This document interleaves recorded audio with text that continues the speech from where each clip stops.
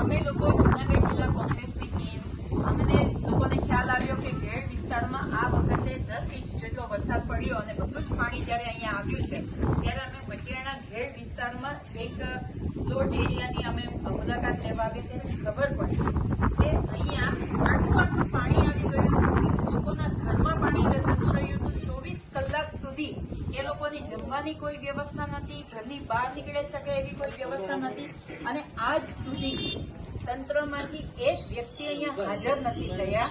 આ જે લોકોને લાઇટ નથી, 24 કલાક સુધી આ લોકોને લાઇટ નથી મળી. તમે સમજી શકો કે આ લોકોએ એ 24 કલાક કેવી રીતે કાઢ્યા હશે. મને હમણાં ખબર પડી કે અહીંયા સરપ ને એવા ઘણા બધા જનાવર પણ આવી ગયા હતા. એક બેન ખાટલા ઉપર બેઠા હતા અને એને સાપ ગળી ગયો હતો, તો એને કેવી હાલાકીમાં એ લોકો હોસ્પિટલે પહોંચાડ્યા હશે એ દર્દને આપણે અહીંયા આવીએ ને સમજી શકીએ. અને વિચાર કરો આટલા બધા લોકો ક્યારે આવ્યા હશે કે જ્યારે એ પરિસ્થિતિમાંથી એ પસાર થયા હશે.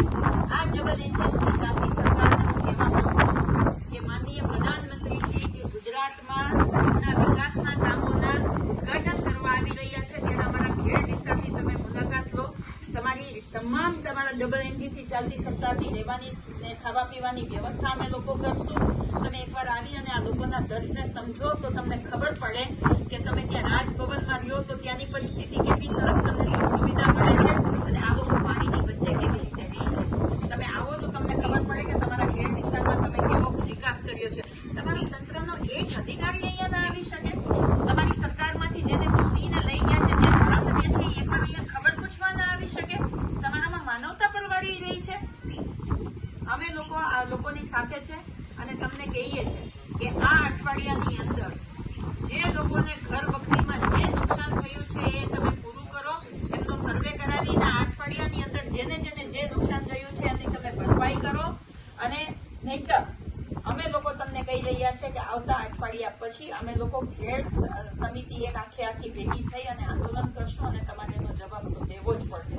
કોંગ્રેસના સમયમાં ઘેડ સમિતિ બનાવેલી હતી, જે ખેડૂતોને જે લોકોના ઘરમાં જે નુકસાન જતું હતું એના માટે થઈ અને એ લોકોને ત્યાં સહાય આપવામાં આવતી હતી. તમે ઘેડ સમિતિ બંધ કરી દીધી, ફરીથી એ ઘેડ સમિતિની રચના કરો, એમાં લોકલ લોકો જે છે એમનો સમાવેશ કરો અને એમની કોઠાસૂઝ પ્રમાણે અહીંયા આગળ આખો એક તમે પુલ બનાવેલો છે, ત્યાં પાણી આખું પુલને વટી જતું તો એને ઊંચો કરવાની જરૂર છે, ઊંડો કરવાની જરૂર છે. એ જો કરી દીધો હોત તો અહીંયા પાણી ના આવ્યું હોત, લોકોના ઘરમાં પાણી ના ભરાઈ ગયું હોત. તો એના માટે થઈને અહીંયાથી આ તમામ લોકોએ સાઇન કરેલો લેટર છે લઈ અને હું તમને પણ મોકલી રહી છું અને આ અઠવાડિયાની અંદર આ લોકોને સહાય મટિયાણા ઘેડ વિસ્તારમાં અમે લોકો છે, જૂનાગઢ જિલ્લાના મટિયાણા ઘેડ વિસ્તાર.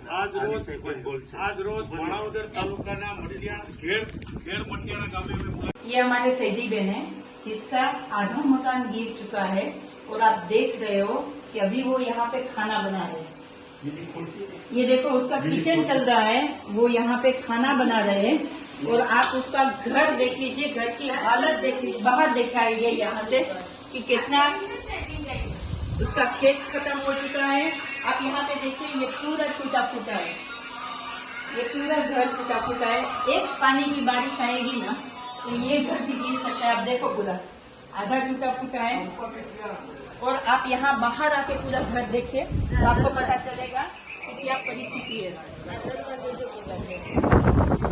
ये दरवाजा भी देख लीजिए, आप टूट गया पूरा.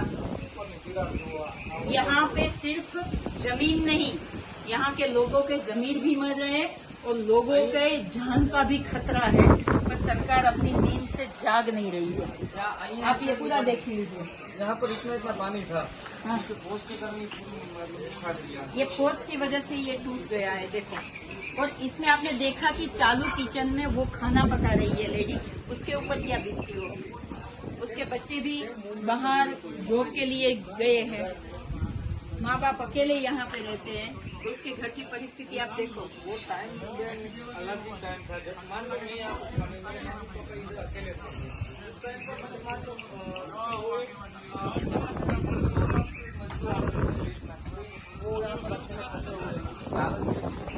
बाद में कहीं तो मैंने 2 बजे तक खाना खाने बैठने वाला था, जब मुझे कॉल आया मैंने वो खाना ऐसे ही छोड़ के वहाँ से, मतलब मेरा एक छोटा लड़का है अभी 6 साल का, 6-7 महीने का.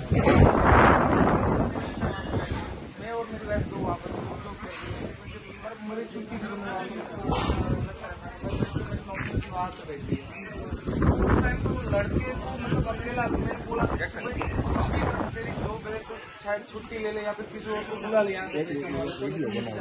अकेले लड़के को 6 महीने के लड़के को घर पे छोड़ नहीं बात आया आपके पास निकाला नहीं जाता। उस हालत में टेंशन ये डर लगता है कि शायद घर में रहना ही हमारे लिए मुश्किल हो यहाँ से देश कहीं और चले जाए इसी हालत हो गई। बेच में भी इतना पैसा नहीं आएगा ना कि आप शहर में जाके नया वो सा तो है पर ये तो आश्वासन है कि जिंदा तो रहेंगे। यहाँ पर तो ये भी डर लगा रहता है कि पानी आएगा चलो कुछ हो गए कब मकान चले मिल गए जाएगा। तो कौन पीछे ध्यान देने वाला रहेगा।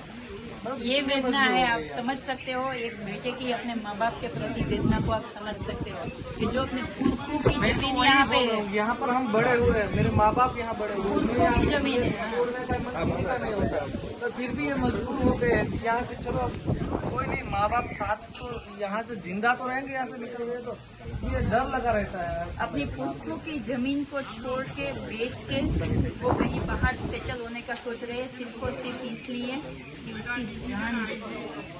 आप समझ सकते हो, देखने वाले सब समझ सकते हैं, बस ये सरकार की आंखें खुलनी चाहिए। પ્રધાનમંત્રી બન્યા ને તમે આવો ને તો ખબર પડે આ લોકોની પરિસ્થિતિ જુઓ, ખાટલાઓ ભીના થઈ ગયા છે, ત્યાં સુધી છે ને સામાન કેવો મૂકવો પડે છે ઘરમાં. આવો બતાવું તમને. આ ઘરમાં પેલા પાડો. અહીંયા તમે જુઓ, રાતોરાત આવી રીતે ઘર વખરીને મૂકવી પડે છે ને આપણે કોઈ જેવા તેવા ગામમાં નથી, ઘેડ વિસ્તારના મટિયાણા ગામમાં છે, વાડીમાં પણ નથી. આપણે ગામમાં છે અને તમે જુઓ ને તો દિવાલના અહીંયા સુધી પાણી આવેલું છે. જુઓ, ખબર પડશે કે આ કોરી છે ને આ ભીની છે.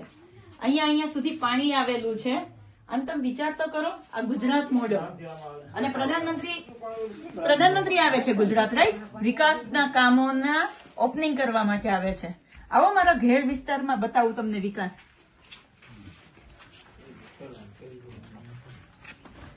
આ ઘરમાં જુઓ, તમને ખ્યાલ આવશે કે કેવી રીતે અહીંયા બધો સામાનને તાલપત્રીથી ઢાંકી અને રાખ્યો છે.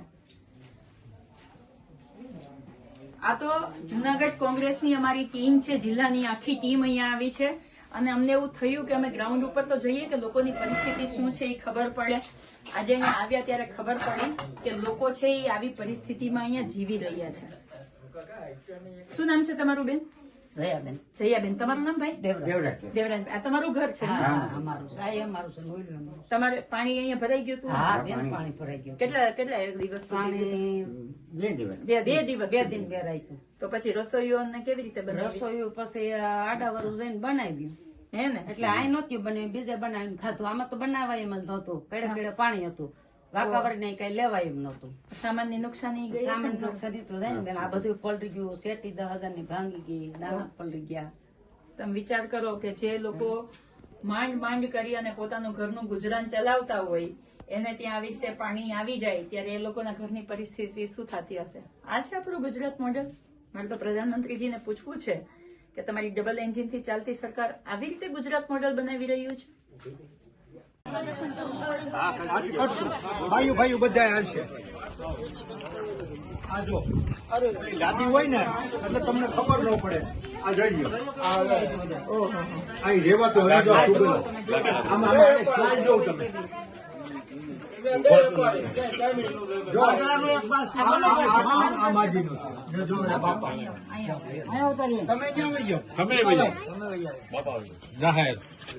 આ તમે જોઈ શકો કે આ માજી અને આ બાપા આ ઘરમાં રહે છે, એકલા રહે છે. એમના ગાદલા, એમનું રસોડું, એમનું અડધું ઘર પાણીમાં જતું રહ્યું અને બારોબાર જ ગટર જેવું પાણી ભર્યું છે. આ ઉંમરમાં કોઈ પણ રોગ લાગે તો શું કરવાનું? અને તંત્ર ક્યાં છે? હમણાં આપણે આરોગ્ય વિભાગને અત્યારે એની પેલી બને છે આરોગ્ય વિભાગની. તમને યાદ હશે ને કે કોંગ્રેસના સમયમાં DDT નો છંટકાવ કરતા તો અત્યારે કોઈ આવવા માટે તૈયાર નથી. તંત્ર, તમારા ગામના સરપંચ, તમારા કેવા છે અહીંયાના ધારાસભ્ય, તાલુકા પંચાયતના સભ્યો, જિલ્લા પંચાયતના સભ્યો, કોઈ અત્યાર સુધી આવ્યા નથી. અને હું ગેરંટીથી કહું છું કે આ કોંગ્રેસ છે રસ્તા ઉપર આવી છે, લોકોની મદદે આવી છે ને અમે તમારા માટે ઉભા છે. અઠવાડિયામાં તમને લોકોને જે નુકસાન થયું છે એ સરકાર એમની ભરપાઈ કરવી જ પડશે અને નહીં કરે તો આપણે લોકો આંદોલન કરશું. તમે બધા સાથે છો ને? સાથે છે ને આપણે? ચાલો આપણે અમે તમારી સાથે મજબૂતીથી લડવા માટે તૈયાર છે. બસ તમે બધા સાથ સહકાર આપજો. બરાબર ને? અઠવાડિયા પછી જો આ લોકોએ આપણને સહાય નથી પહોંચાડી તો એક આંદોલન સ્વરૂપે આપણા ઘેડના તમામ લોકો સાથે મળીશું અને મટિયાણા ગામના લોકો સાથે છે આના. બરાબર ને? હા? ચાલો તમે તમારું ધ્યાન રાખજો. હા? સાચવજો. હવે આ મોડેલનું એક મજબૂત તમને એક ઉદાહરણ આપું છું. નીચે ટાઇલ્સ નથી, ગાઢ થયેલું મકાન છે અને એ પણ અત્યારે પાણી ભરાઈ જવાના લીધે કીચડ જેવી ગાઢ થઈ ગઈ છે અને ઉપર આવી રીતે સામાન રાખીને લોકો 48 કલાક સુધી ઘરમાં રહ્યા છે અને આ પાકા મકાનના દાવા કરે, શૌચાલયના દાવા કરે. આમાં તમને કઈ દેખાય છે? મને સિરિયસલી એવું થાય છે કે ગુજરાતમાંથી મુખ્યમંત્રી બની અને જે પ્રધાનમંત્રી બની અને ગુજરાત મોડેલની વાત કરે ને એમણે ઘેડ વિસ્તારના ગામડાઓની મુલાકાત લેવા આવવું જ જોઈએ. અમે બધા જ તમને બધો ખર્ચો દેવા તૈયાર છે, આવવા જવા, ખાવા, રહેવા, પીવા બધો જ. પણ એકવાર આવીને તમે ખાલી એક રાત અહીંયા અમારા લોકો સાથે તમે રહ્યો તો તમને ખ્યાલ આવે. અરે અમારા બધા ફાળો કરીને આપશે 100 રૂપિયા. આપશો ને? આપણે બધા સાથે મળીને આપશો. તમે બધા આપશો ને? બધા આપણે તૈયાર છે ને? કોઈ મુખ્યમંત્રી અહીં 2 દી રોકાવા આવે તો ખર્ચો આપણે કરી લેશું ને? મુખ્યમંત્રી અહીંયા આવો તો ખબર પડે કે તમારા પાકા મકાનો કેવાક બન્યા, શૌચાલયો કેવાક બન્યા, ગટરો કેવી સાફ કરાવો છો અને લોકોને અહીંયા પાણીમાં કેવી રીતે 48 કલાક ખાધા પીધા વગર રહેવું પડે ને. અહીંયા આવો તો ખબર પડે.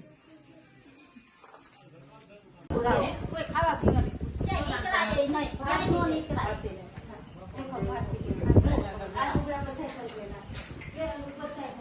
રાતોરાત તો બધું બદલાવું કેમ? મૂકવું ક્યાં? કોઈ જોવા નથી આવતું એમ. સરપંચ ગામનો છે, આ ફૂઈકનું હજી તો અમે અને આ બધાય ગાભા પલરેલા છે. તમે જો વિડીયો ઉતાર્યો બેન, બધાય લુગડા પલરેલા છે. આમાં નાખવા ત્યાં પવન એવો ફૂંક મારે અને આઈ લગી પાણી જોઈ લો. આ નિશાન આવ્યું નિશાન છે, ત્યાંથી તો પાણી છે. એટલે ખાડાઈ બી ના થઈ ગયા બધા તમારા. ખાવ પૂરું બેન, એક ખાવ પૂરું કઈ તો છોકરાઓને તમે સુવડાવ્યા અને ક્યાં હું કર્યું? પછી પૈસા જનાવર ખાટલા ઉપર પાણા હેઠે રાખી દઈએ ને ખાટલા ઉસા લેતા રસોઈ તો કેમ બનાવવા? આમાં રસોઈ કેમ બનાવી બેન? હા, પરિસ્થિતિ જ આવા બધા એટલે એ જ થાય ને કે નાના છોકરા. नरेंद्र भाई मोदी गुजरात में विकास के कामों की ओपनिंग करने के लिए 2 दिन के लिए गुजरात में आ रहे हैं. मैं आपको एक रिक्वेस्ट करना चाह रही हूँ कि आपकी जो डबल इंजन की गुजरात में सरकार है ना, वो हमारे घेड़ विस्तार में आए और घेड़ विस्तार में देखे कि लोगों ने अपने घर गंवा दिए हैं, अपनी जमीनें गंवा दी है और लोगों ने अपने सपने गंवा दिए हैं. तो आप आइए, 2 दिन रुकिए हमारे घेड़ विस्तार में, तो आपको पता चले कि गुजरात में आपका मॉडल कैसा है, गुजरात में घेड़ के लोगों की परिस्थिति कैसी है. तो आप आइए और देखिए. ये जो भैया है उसने अपना घर गंवाया है. आप टूटा पूरा काटमाड़ यहाँ पे देख रहे होंगे. अपना घर गंवा दिया है. उसकी मम्मी की आज मैंने हालत देखी, उसके आंख से आंसू नहीं रुक रहे हैं. तो आइए आप भी यहाँ पे आके देखिए तो पता चले कि गुजरात में आपकी सरकार ने कैसा, डबल इंजन सरकार ने कैसा विकास किया है. जय हिंद.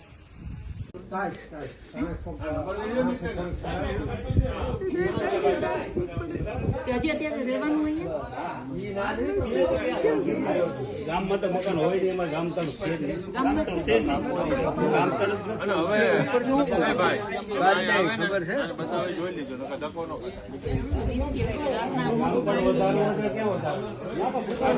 અહીંયા પાણી આવે તો એ પેલા ખબર પડે કે ખબર એ ન પડે. આમ કઈ સૂચના આપે કે કઈ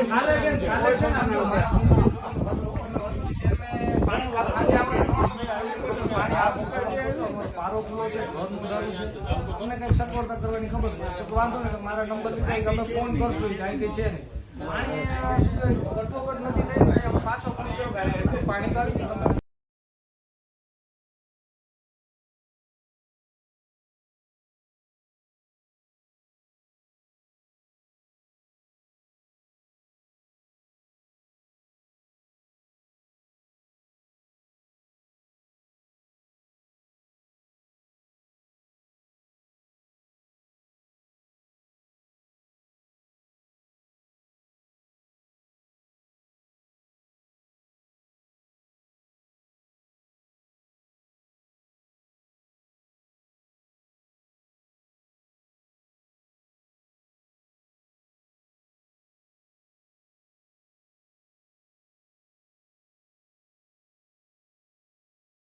તમે જુઓ આવી રીતે નીચે બે ત્રણ બેલાઓ મૂકી અને ખાટલા ઊંચા કરવા પડે કોઈ ખાટલા ભીના છે. આ કાકા આવો તો કાકા તમારું નામ શું છે? માનો કબોભાઈ. કબાભાઈ છે અને કબાભાઈના ઘરની પરિસ્થિતિ આપણે જોઈએ ને તો ખબર પડે.